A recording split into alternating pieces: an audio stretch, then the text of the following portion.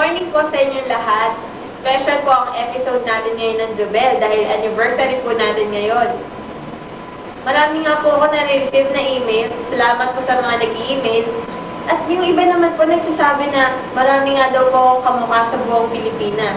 Kaya po, sak na magugustuhan niyo itong next episode natin dahil inimbitahan po natin ang tatlong talagang pinakakamukha ko nga daw po.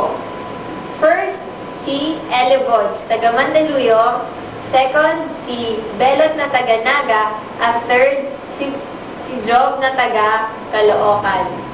Good morning sa inyo tatlo. First question, sino-sino ba nagsasabi sa inyo na kamukha akong araw kayo? Let's start with Belot. Well, actually, tatlo kasi pangyayari yun eh. Nung una, naglalaro kami ng ng patintero. Tapos nakita ng kararo ko, naka-side view ako.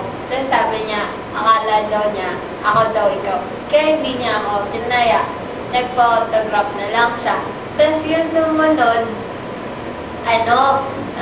yung isang kararo, binigyan niya ako ng candy kasi kala niya ikaw daw ako. Tapos sabi ng nanay ko, di daw niya ako anak kasi ikaw daw ako. Ikaw naman, Joe. Kwento mo naman sa akin kung paano mo naman nalaman. Yung sa akin, nalaman ko nung may nahising kami nun. Yung isang lalaki dun, nung papaloy ko, sabi ko, tawagin ako master eh. Eh, nung pinalo ko, bigla akong tinawag na idol. Paano sabi, kamukha daw kita? Eh, idol na daw itong palabas mo eh.